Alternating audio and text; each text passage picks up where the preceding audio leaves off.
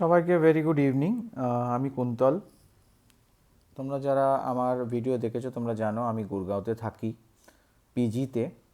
আজকে এই পিজির ব্যাপারে তোমাদেরকে দু চারটে কথা বলবো, যেটা কি না তোমরা যদি আগামী দিনে কেউ গুরগাঁওতে আসো তাহলে সেক্ষেত্রে পিজির কীরকম রেট, কীরকম কী হয় তার একটা আইডিয়া তোমরা পাবে।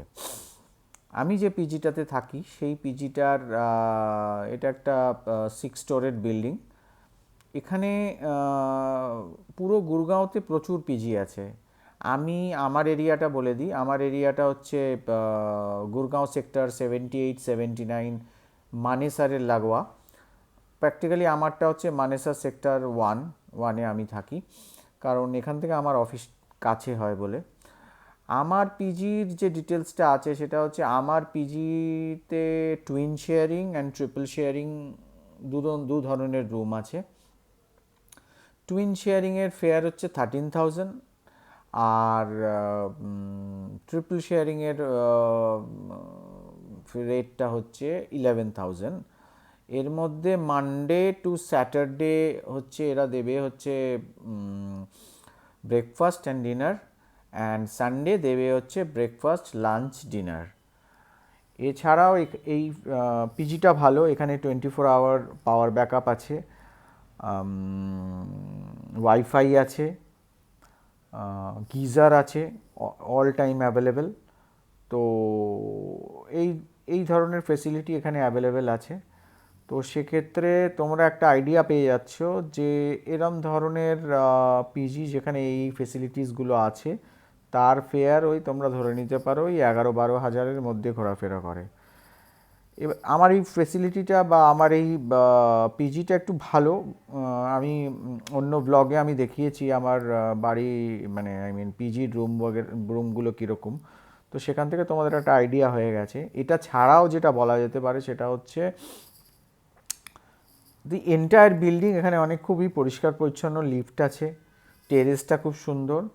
তো মোটামুটি একটা তোমরা একটা মানে খুব হাইফাই না হলেও মোটামুটি একটা যারা মানে এরম ধরনের একটা পিজিতে থাকতে চাও তো তাদের জন্য আমি বলবো গুরগাঁওয়ের রেট হচ্ছে ওই তোমার 10,000 থেকে 12,000 ধরে রাখো, 12,000, 13,000, মানে উইদিন 10 to 13-14,000-এর মধ্যে ঘোরাফেরা করবে। হ্যাঁ, এখানে একটা কথা আমার বলার আছে, সেটা হচ্ছে if you are asking for the food কিন্তু বাঙালিদের ক্ষেত্রে পার্টিকুলারলি আমি বলবো যে ফুডের ক্ষেত্রে ফুডটা পুরোটাই প্রথমত হচ্ছে ভেজ। এখানে ননভেজ কিছু পাওয়া যায় না। ননভেজ কিছু খেতে গেলে তোমাকে আলাদা করে বলতে হবে, ওরা আলাদা করে সেটা তোমার জন্য যদি অ্যাভেলেবেল থাকে তাহলে বানিয়ে দেবে। আদারওয়াইজ তোমাকে ফুড ডেলিভারি অ্যাপের উপর নির্ভর করতে হবে in in in any case if you want to have something in non veg for dinner or lunch. এটা ছাড়া যেটা বলার সেটা হচ্ছে এই পুরো ভেজ।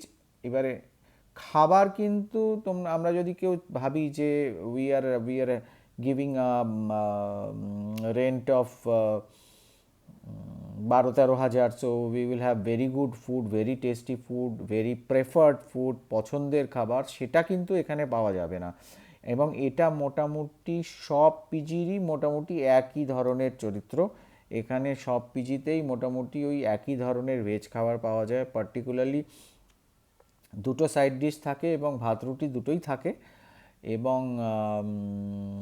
দুটো সাইড ডিশের মধ্যে অতি অবশ্যই প্রত্যেক দিন রাত্রেই এক ধরনের ডাল থাকে, সাথে একটা তরকারি থাকে, উইথ রুটি অ্যান্ড রাইস দুটোই থাকে। সকালবেলা চা থাকে, আর কিছু না কিছু আলুর পরোটা অথবা ভেজ স্যান্ডউইচ অথবা পোহা এটসেট্রা এইগুলি থাকে মোটামুটি সকালবেলা। তো আমি এটা একটা মোটামুটি একটা আপডেট দিলাম। এটা এই কারণে দিলাম কারণ অনেকে যারা এখানে আসে, যারা থাকবে, তারা একটা পিজিতে কীরম ধরনের খাবারের আইডিয়া, খাবার বা পিজিতে কীরম ধরনের খাবার পাওয়া যায় বা পিজি কীরম হয়, কীরম রেট হতে পারে তার একটা আইডিয়া দিলাম। কারণ এটা আমি দেখেছি, আমি যখন এসেছিলাম আমাকে কিন্তু কেউ এরমভাবে গাইড করেনি। তা আমার এটাই মনে হলো যে ইন কেস যদি এটা আমি জানাই তাহলে যদি সেখান থেকে সবাই উপকৃত হয় তাহলে আমার খুব ভালো লাগবে। এটাই বলার ছিল এই ভিডিওতে। Thank you. ভালো লাগলে সাবস্ক্রাইব করবেন আমার চ্যানেলটা।